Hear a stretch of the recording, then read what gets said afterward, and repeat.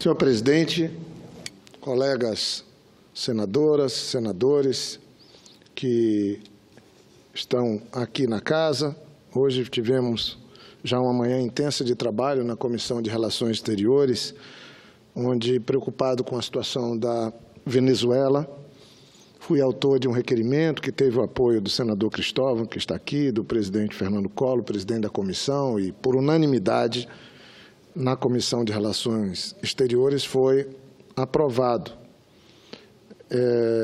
Me refiro à situação de absoluto enfrentamento que aquele país vive. Acho que nós não podemos, um país como o Brasil, ficar indiferente ao que está ocorrendo, mas também não pode assumir uma posição de escolher um lado e ficar de um lado ou de outro, que isso não ajuda. Um país como o nosso tem que ser bombeiro e não incendiário nesse processo, tem que ser mediador. E eu ofereci esse requerimento, que foi aprovado e que vai vir para o plenário da Casa, propondo que o próprio presidente da Comissão de Relações Exteriores, senador Fernando Collor, possa presidir uma comissão externa formada por senadores, não que não tenham posição, mas que não tenham as posições mais extremadas e já pré-estabelecidas, para que, numa comissão oficial do Senado, a gente possa visitar a Venezuela, ter uma visão mais correta do que está ocorrendo ali, como foi feito hoje no relatório lido na Comissão de Relações Exteriores e Defesa Nacional do Senado, e a partir dessa ação nossa, nos preocuparmos também, porque a situação já chegou no Brasil.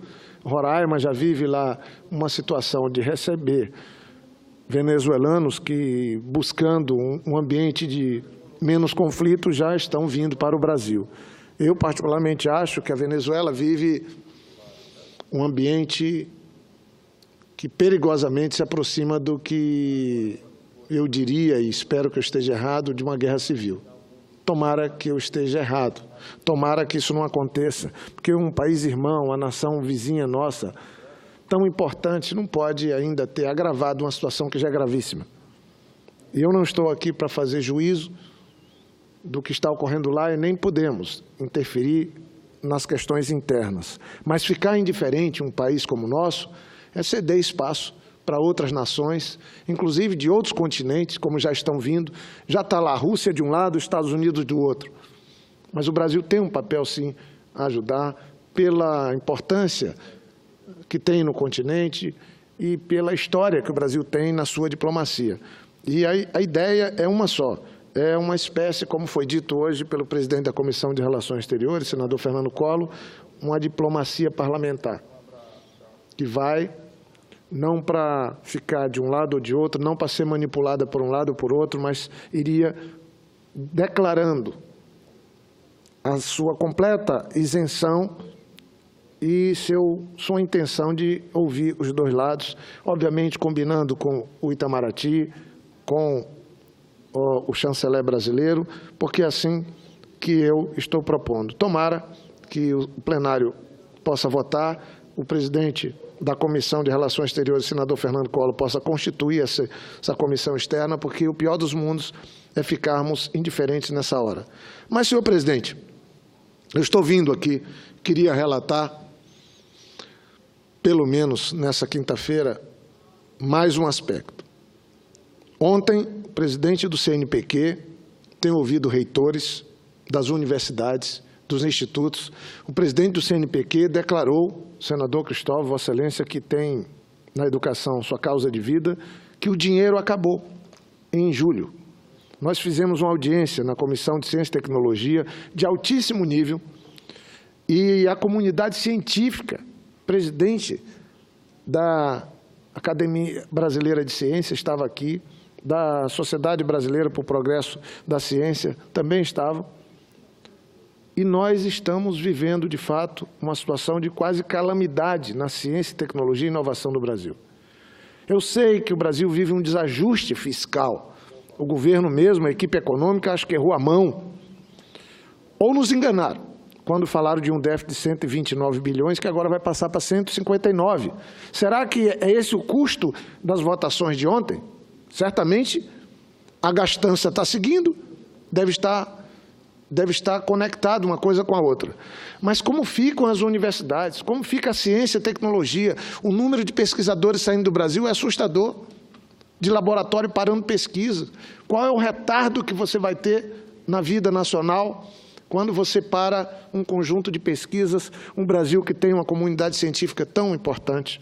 Ontem, senador Cristóvão, eu estava trabalhando aqui até a noite e depois fui para a confraternização do ex-senador Cibá Machado, a sua companheira Rose Calabrim. O seu filho ontem foi aprovado na UNB, na banca, com doutorado em Química Quântica. O Cibá Machado foi cobrador de ônibus, uma pessoa que passou por todas as dificuldades que alguém pode passar na vida, entrou na militância sindical rural, virou presidente de CUT, depois passou a ser uma liderança importante no Acre, virou senador, como suplente que era aqui, da Marina, e depois deputado federal, hoje é secretário de Desenvolvimento do Estado. Mas a alegria da família dele. A Rose também é uma pessoa de família muito humilde, ela do Sul e ele do Norte. E o Daniel, filho deles, hoje é professor auxiliar da UNB, fez mestrado na UNB e é um dos grandes químicos do Brasil. E eu conversava com ele ontem à noite sobre isso. Agora, olha a alegria para nós acrianos. Um acriano de uma família muito simples, venceu, estudou na Universidade Federal do Acre, veio para Brasília, fez o mestrado e ontem ganhou o título de doutor em Química Quântica. É esse Brasil que eu quero que siga em frente. Não é o outro que nós estamos tendo agora, que para as pesquisas, que tira as bolsas dos estudantes, que tira dinheiro das universidades, dos institutos. Eu não posso deixar de fazer um paralelo. Até o governo do presidente Fernando Henrique, nós tínhamos estancado a criação de universidades. O presidente Lula foram mais de 18 campos novos, os institutos. Não se trata de Fernando Henrique nem de Lula, se trata de educação, de formação, de estratégia de país. Isso tem que seguir em frente. Na hora de cortar, não pode ser esse o corte. Não pode ser tirar dinheiro da FUNAI, que já tem tão pouco, para cuidar de 1 milhão de índios. Não pode ser tirando dinheiro da ciência e tecnologia, que tem tão pouco. Mas o orçamento parece que acabou. Eu faço aqui esse registro em homenagem à família do Cibá e da Rose e do Daniel, que também já está construindo sua família, falando que nós do Acre temos orgulho desses que vencem na vida com dificuldade e são exemplo para aqueles que estão na dúvida se dá para vencer. É possível sim, estudando, fazendo educação a maior prioridade na vida. E eu perguntei, e agora, Daniel, o que é que você vai fazer nesses tempos? A tese dele, ele teve que fazer mais de 1 milhão de cálculos, senador Cristóvão, mais de 1 milhão de cálculos químicos, de fórmulas químicas, para poder chegar no resultado. Dividiu em 2 partes. E a banca falou, por que você não publicou a primeira parte também, que é tão importante, tão interessante, sobre química quântica?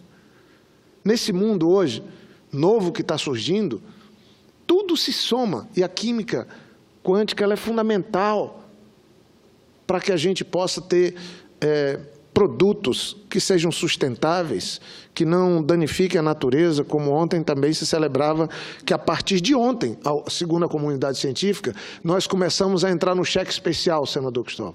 Até ontem tinha um certo equilíbrio entre o que nós estávamos usando da natureza e consumindo inadequadamente, mas a comunidade científica diz que a partir de ontem nós começamos a entrar num déficit. E a natureza, eu falo sempre, ela não dá nada para a gente, ela empresta, está tudo aí. Você vai retirar, se retirou água, tem que devolver, mas não pode retirar limpa e devolver suja. Senão, você não está sendo um bom pegador de empréstimo. Tem que devolver igual ou melhor daquilo que se pega.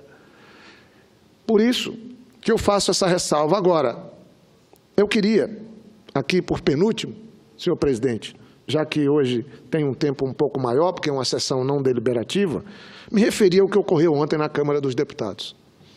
Eu acho muito grave. Eu já conversei com o senador Cristóvão hoje, já foi feito um debate aqui ainda há pouco, mas, sinceramente, eu acho que o que nós tivemos ontem na Câmara dos Deputados não é para esquecer, é para discutir, pedir desculpas, nós todos parlamentares, que estamos na política, somos dirigentes, pedir desculpa pelo Brasil estar vivendo situações como essa. Sinceramente, já fiz aqui da tribuna, não tenho nenhum problema, porque senão não tem diálogo.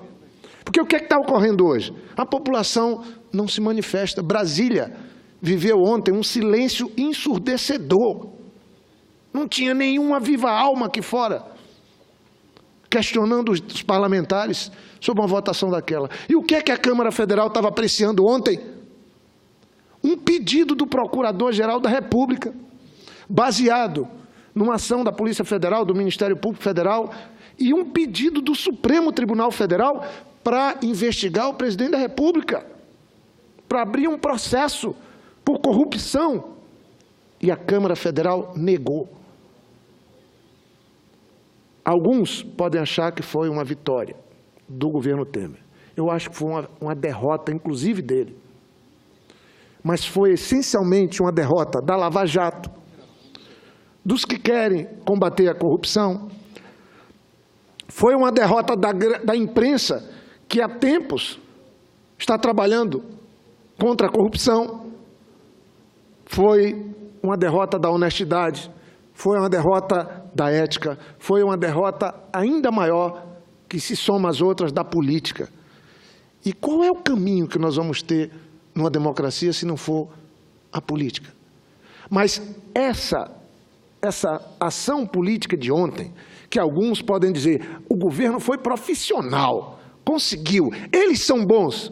Não, eles são profissionais dessa política que está destruindo o país, que está destruindo a autoestima do povo brasileiro, que está custando caro para a ciência e tecnologia, para a saúde, para a educação, para a segurança, está custando caro para a imagem do Brasil lá fora, está custando caro com 15 milhões de desempregados.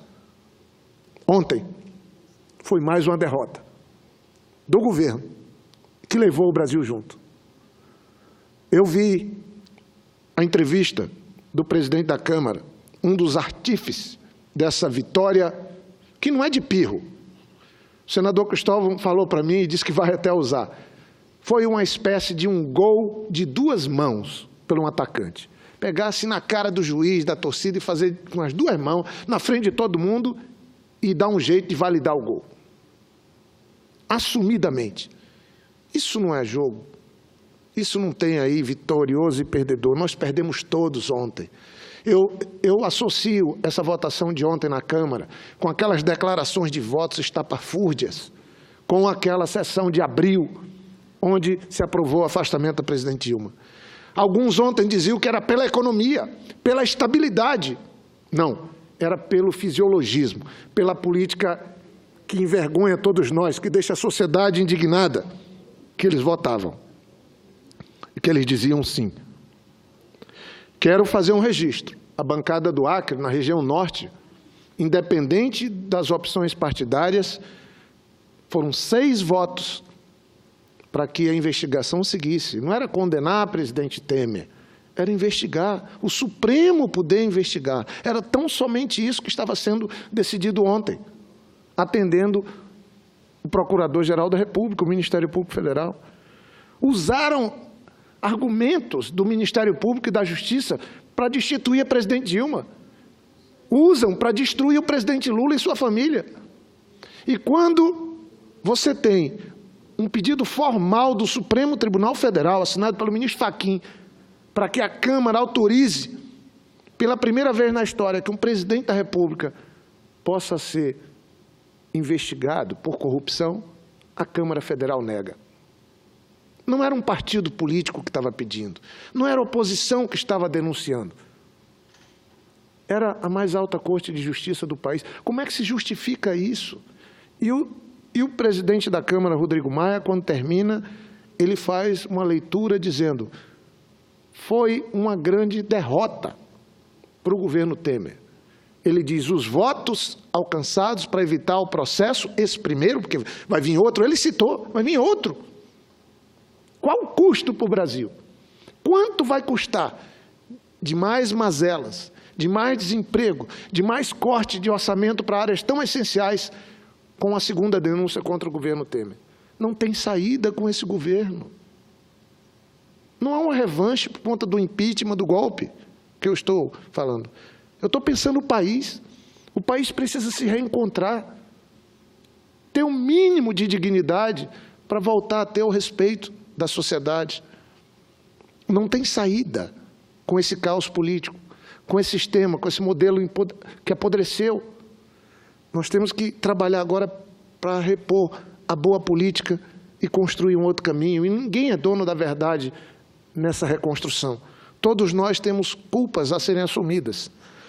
Por isso, ouvi ontem do presidente da Câmara dizer que foi tratado, ele assume que ele foi um artífice da vitória ou do resultado, vou chamar assim, porque não foi vitória. Para mim foi uma derrota para todos, especialmente para o país. Mas ele diz que foi tratado por truculência pelos assessores, pelos palacianos do governo Temer. Imagine, o mais importante aliado se sentindo tratado dessa maneira. E ele desmontou o resultado das eleições quando ele fala que as tais reformas agora estão definitivamente comprometidas. E é isso que tem que se entender. Porque, pelo número de votos, como é que vai se mudar a Constituição se a Câmara se mostrou dividida ontem entre os que cegamente apoiam qualquer coisa que venha do governo Temer e aqueles que mostram dignidade, aqueles que mostram algum respeito pela opinião pública. Lá no Acre, 6 parlamentares. E eu queria cumprimentar todos eles, independente da motivação, e dizer que, nessa hora, nós temos que definitivamente fazer algo para que a boa política possa voltar ao Brasil. Me preocupa muito as propostas de reforma, as propostas de reforma política no país, porque alguns podem trabalhar em causa própria e agravar ainda mais a situação. É claro que todos nós temos claro que o certo era termos eleições diretas, inclusive antecipadas, porque só através do empoderamento do voto, numa democracia, uma decisão soberana do povo, como a Constituição estabelece, é que nós poderíamos ter condição de fazer essa travessia desafiadora que o Brasil vive. É triste a gente ver alguns justificando o tal do voto em favor do Temer, dizendo que era pela economia, pelo mercado, pela estabilidade disso ou daquilo. Mas tiraram a presidente Dilma e não tiveram o mínimo respeito pela democracia, pela soberania do voto, tiraram simplesmente, num golpe, num impeachment, sem crime de responsabilidade. Então veja essas contradições, por isso que talvez a população ficou tão apática, tão silenciosa, incomoda. Qualquer votação que tínhamos aqui nos bons tempos mobilizava a sociedade, nas galerias ou na frente do Congresso. Agora a gente tem talvez uma das votações mais importantes, pelo menos do ponto de vista da história, e também para o combate à corrupção, e nenhuma viva alma veio aqui protestar ou veio aqui reivindicar. Isso agrava ainda mais a situação. Agrava. O silêncio, às vezes, é uma manifestação poderosa. O silêncio da população tem que nos alcançar a todos. Nós temos que entender que quando a população está silenciosa, ela está mandando também um recado para todos nós aqui, de que não está gostando. Não é o quem cala consente. Eu estou falando de silêncio. Então, senhor presidente, eu lamento. E vi ontem, nos grandes veículos de comunicação, uma manifestação, eu que cobro às vezes da imprensa, da grande imprensa, uma manifestação muito correta dos articulistas, dos jornalistas todos, dos veículos de comunicação, registrando adequadamente a gravidade do que a Câmara dos Deputados foi palco ontem. Algo terrível, que agrava mais a situação e que acho que um governo que já estava na UTI agora passou a ser entubado. Quanto vai custar a próxima votação? Qual é o custo para os brasileiros? Qual é o custo para esse país, para esse pobre Brasil, quando o Temer precisar de voto de novo? Mais de 100 votos desapareceram. Partidos como o PSDB se dividiu e se fragilizou ainda mais. Um partido importante na democracia brasileira. Eu não sei para onde vamos com essa marcha da insensatez. Concluo, senhor presidente, dizendo que hoje ainda vou embarcar para o Acre e eu volto toda semana. Foi a primeira semana depois do recesso. Não estou aqui me maldizendo, como se fala, nessa hora de dificuldade do país. O país está precisando de cada um de nós. Nós temos que trabalhar, nós temos que estar aqui ajudando na solução.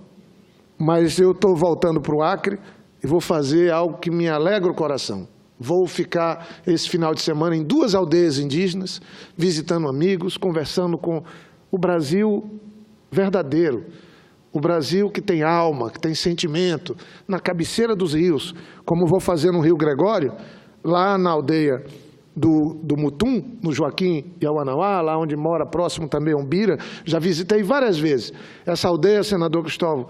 Recentemente eu estive lá com o Sebastião Salgado, que passou 20 dias lá fotografando esse povo Kaxinawá, ou esse povo Yawanawá. Ele está compondo um livro sobre os povos originários, e eu saí daqui de Brasília e fui visitá-lo. Para o senhor ter uma ideia, tem que pegar um voo daqui, chegar em Rio Branco, pegar um outro de mais 1 hora e pouco, ir para Cruzeiro do Sul, de lá pegar 3 horas de carro e depois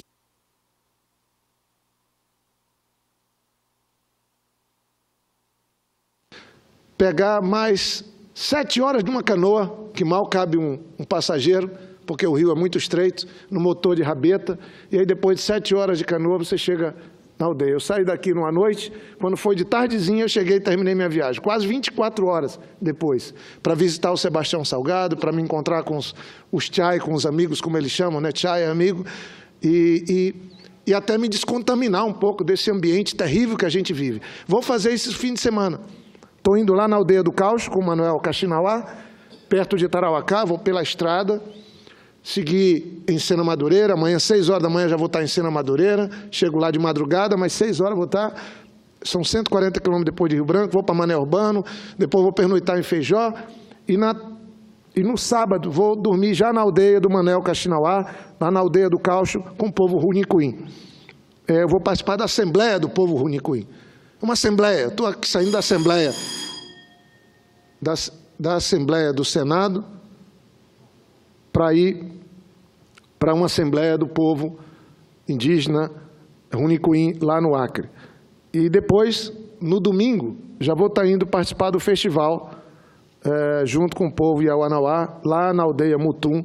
Vem gente de muitas partes do mundo participar desse festival, como é quando tem lá na aldeia onde o Bira é a liderança maior nesse povo, mas eu vou ficar pelo menos 2 noites lá com eles e só voltarei para cá na quarta-feira. Então, eu queria dizer que é buscando energia e força nesse povo simples que vive na Amazônia, mas cheio de sabedoria, que a gente se anima para lutar por um Brasil, para que o nosso país volte a dar certo, como já deu na época do presidente Lula e no primeiro mandato da presidente Dilma, senhor presidente. Então, as minhas palavras aqui hoje são de profunda preocupação com o que houve na Câmara ontem.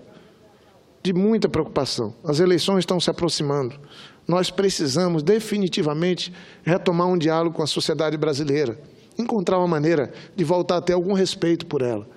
Mas para termos algum respeito dos brasileiros, eu acho que nós temos que assumir nossas omissões, nossos erros, os apoiamentos que damos inadequadamente, as atitudes que adotamos. Agora saiu uma pesquisa lá no Acre, feita em todo o Estado. Colocaram o governador Tião Viana numa posição boa diante dos outros demais governadores, com a aprovação do seu governo, que é o nosso governo. Ele será certamente um grande eleitor nas eleições do ano que vem, talvez o maior eleitor no Acre. E é muito difícil ser governador e gestor nessa época, mas o governador Tião Viana foi um grande senador, está sendo um grande governador. Os nossos pré-candidatos estão muito destacados também, Nazaré, Emilson, Daniel Zen, especialmente o atual prefeito Marcos Alexandre, que passou 2 dias comigo aqui numa maratona em ministérios, lutando pela aprovação de projetos. E eu também apareço com destaque. E eu acho que aumenta muito a minha responsabilidade quando se faz uma pesquisa e me põe numa posição de destaque diante de colegas legítimos, concorrentes ao Senado. E essa responsabilidade minha aumenta. Não pelo que eu já fiz como prefeito e governador, mas eu acho que pelo Brasil espera de cada um de nós, que o povo do Acre espera. Eu, se vier a ser candidato, porque nós somos todos pré-candidatos ainda lá, eu espero, claro, vou falar do que fizemos para trás, mas eu espero apresentar plataforma, propostas que possam animar a juventude, animar aqueles mais velhos, animar a sociedade, para que a gente possa estar aqui no Senado lutando pelo Brasil e pelos interesses do Acre. Sinceramente, nesse momento o Brasil, os brasileiros estão precisando muito de todos nós, mas precisando do que temos de melhor. Eu não sei, se tivéssemos aqui um Pedro Simão, se ele não iria ali para aquela tribuna onde ele falava sempre, ganhou até o microfone, e ele não pediria, depois de uma votação daquela, que o presidente Temer pedisse desculpas ao Brasil e saísse, ajudasse na solução, porque a saída dele eu acho que ajudaria na solução hoje. A permanência vai agravar a crise, a permanência vai custar caro, ele não vai aguentar a pressão do que há de mais fisiológico, mais corrompido na política brasileira, que lidera aquele movimento que deu aquele resultado na votação de ontem na Câmara. Ele não vai aguentar. Duvido, com a proximidade das eleições, ele não vai aguentar. E quem vai pagar a conta, seguir pagando, é o Brasil e os brasileiros. Então, vamos decretar que todos perderam, todos nós perdemos. Seja o meu partido, seja os partidos de oposição, vamos assumir que não está bom, que está muito ruim, aliás, e vamos tentar encontrar um caminho daqui para frente de pacificação do país, para que a gente possa trazer alguma esperança para esse povo brasileiro que é tão generoso, para esse país criado por Deus, mas que está sofrendo tanto. Muito obrigado, senhor presidente, pela tolerância e a todos que me acompanharam pela Rádio e TV Senado.